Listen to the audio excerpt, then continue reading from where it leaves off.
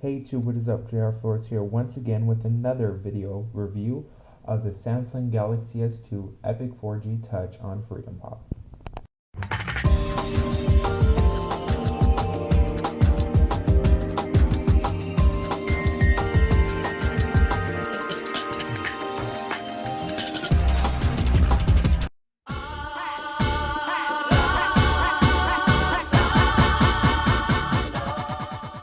Before we start this review, I want to say I had this phone for about a month and a half now. I've been delaying the review for certain circumstances because due to the fact that FreedomPop has been aggressively updating their network and their infrastructure behind on their mobile applications such as the messaging app that they provide. So every time they update it, I have a new perspective of what I think of FreedomPop, and now I have made my final decision in order to have a constructive review. So let's begin the review now.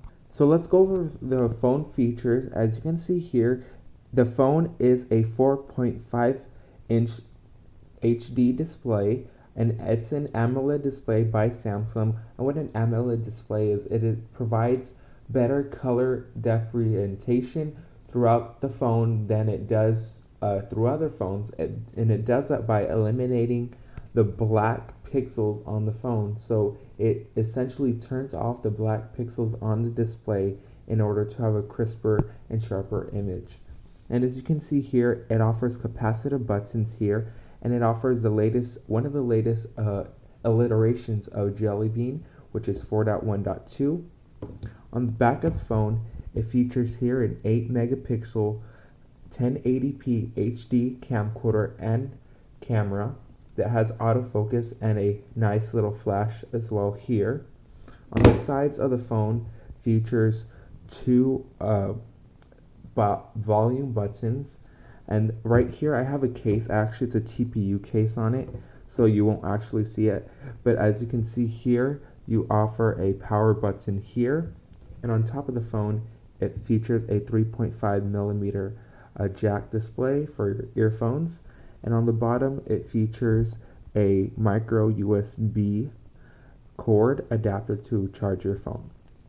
And the internal specifications of this phone features a 1.2 dual core Exynos chip on your phone to feature the latest and greatest, one of the latest and greatest in CPUs, as well as a 1.5, I would say it features a 1.5, I would say it's a gaming core, if that makes any sense to you.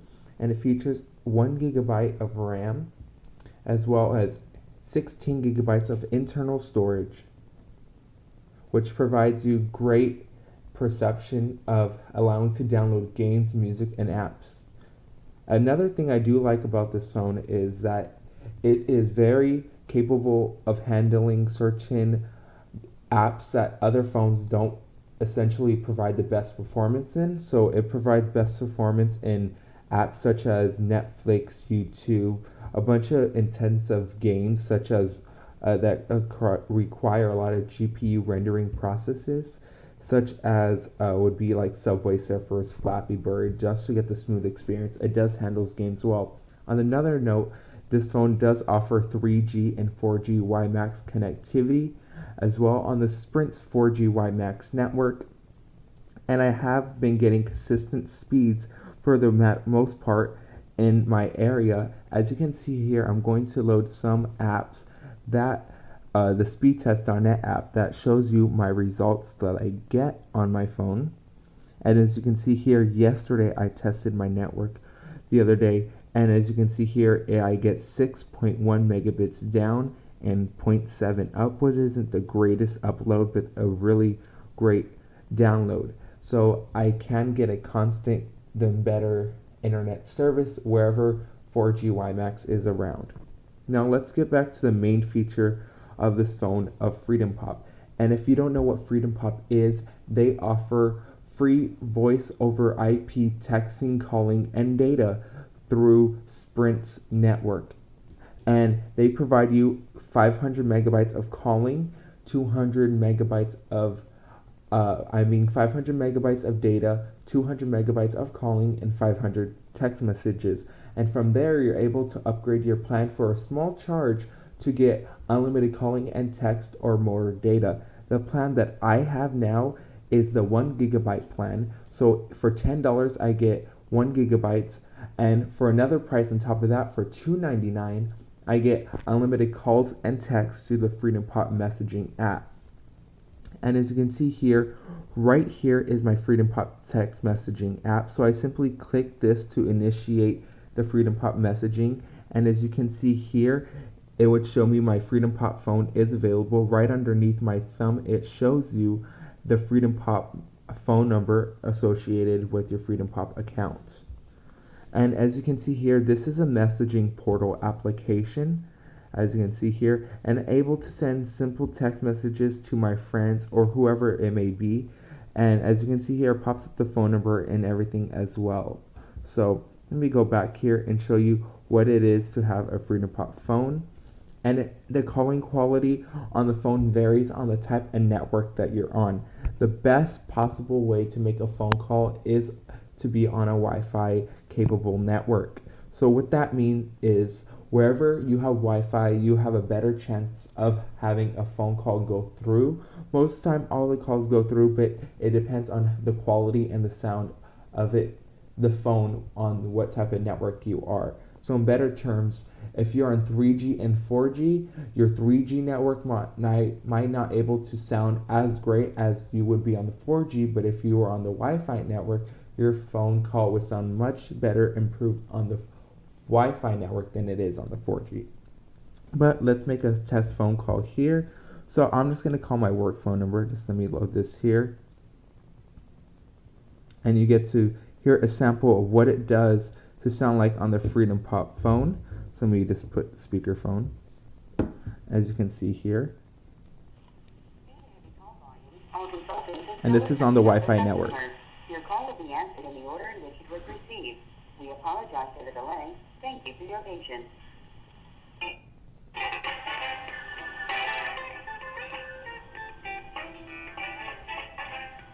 And as you can see, the phone call does sound great. It doesn't sound choppy, but it may sound a little muffled, but that's about it on the Wi-Fi network. And what I do to get a better performance on my phone is to disable the networking on the cellular networks and just remain on Wi-Fi wherever you are if you're near a Wi-Fi area. And wherever you're not, I would just simply turn on the 4G on your phone and simply have coverage through there. But if there's no 4G or Wi-Fi around, I would recommend to have the 3G networking on. And as you can see, this phone is great under certain circumstances that I would say my overall rating of this phone, I would give it an 9 out of 10, or an overall one, I would totally give an 8 out of 10. And the reason why is that the FreedomPop's network is laggy in certain circumstances. And what I mean by that, it may not be the best solution for you if you're on constantly calling others and need to be remained on the phone, because with them, that their network, they use voice over IP, so there's going to be a lag or certain delay using their network through voice over IP.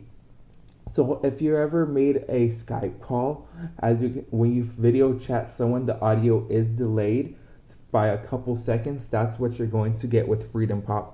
But they're aggressively right now tackling that issue to bring better performance and service to you.